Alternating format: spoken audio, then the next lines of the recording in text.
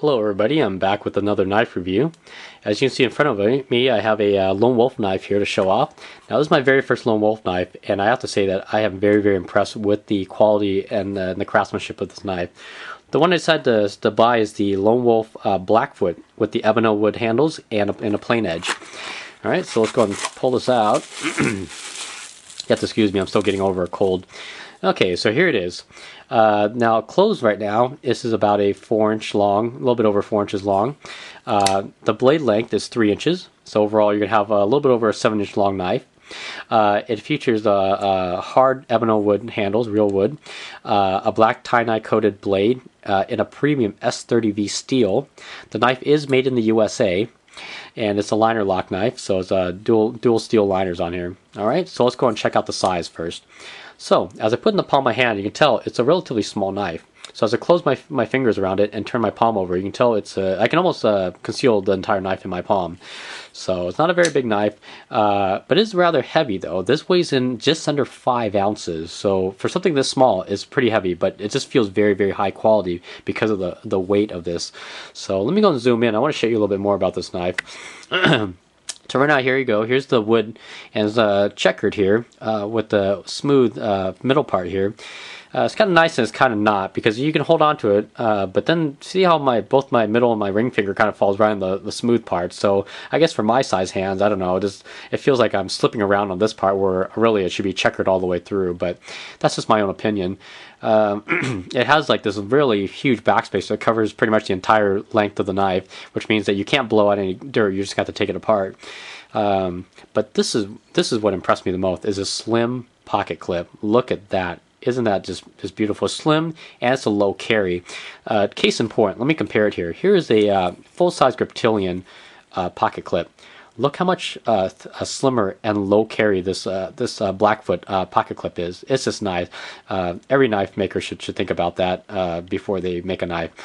Now the problem is it's not tapped on the other side, so you know, sorry lefties, you're just going to deal with the right-handed tip-down carry.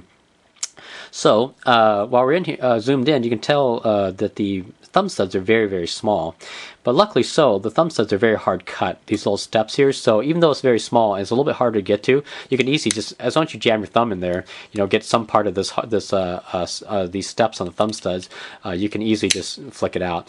So but I kind of wish they may put like a little smooth step here, or I mean a choil here, or something like that for you to access the thumb studs easier. But either way, you can still do it. It's not a very big deal. So, excuse me.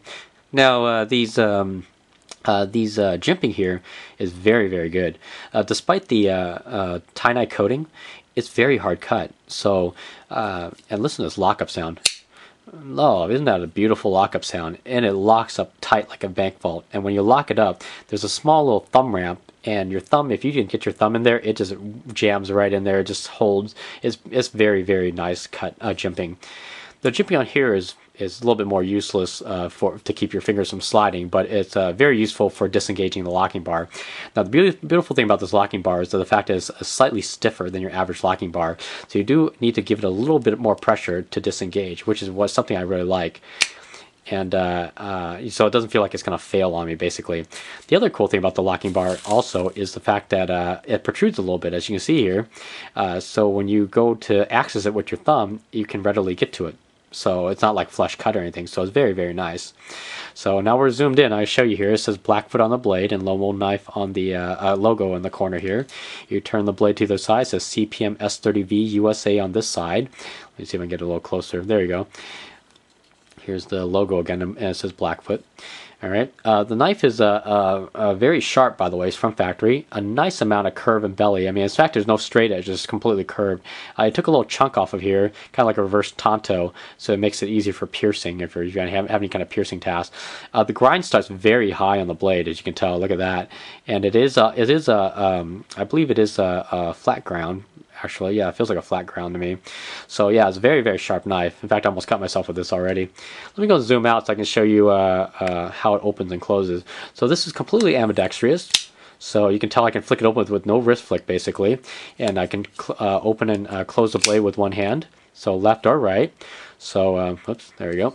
And let me go and set it down so you guys can take a look at what it compares to, or how it compares to a full-size Griptilian. All right, so let's go and even these out a little bit. Now, as you can tell, it's more petite than a full-size Griptilian, and obviously a little bit shorter. But blade-wise, look at that; it's pretty much the same height and depth of a blade. So, very, very useful for EDC carry. The one thing that will get you is the sheer weight of the Blackfoot, because, like I said, it's another 5 ounces, where the Griptilian is not as heavy. Of course, obviously due to the normal GTX plastic handles, wood is heavy. Stainless steel liners are heavy. Obviously, you add 2 heavy objects together, it's going to make a very heavy knife. So, but also it's going to make a very substantial quality feeling knife as well. Not that Benchmade don't make a quality product, but you know, again, in terms of just sheer feeling, if you're blindfolded, you're going to think this is a better feeling knife and better quality knife.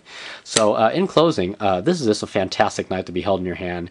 It looks fantastic, it feels fantastic. The wood is just very classy looking on it, along with the tie-dye coated blade. Just a beautiful knife altogether. But if excuse me, if wood is not your thing, this blade also, or this handle also comes in a full G10, and G10 on both sides, I mean, and it's fully checkered, obviously, the entire thing. There's no little smooth spot in the middle, so I'm sure it's a lot more grippier, and also it's a cheaper knife as well. It does come in a tie-dye and a high polish blade, and it comes with a partial serration, or like this one in a plain edge. So there's many options to choose from when you're going to go for the Blackfoot. So anyway, this has been my review of the Blackfoot by Lone Wolf Knives, and I will catch you guys on the next review. Until then, take care, everybody.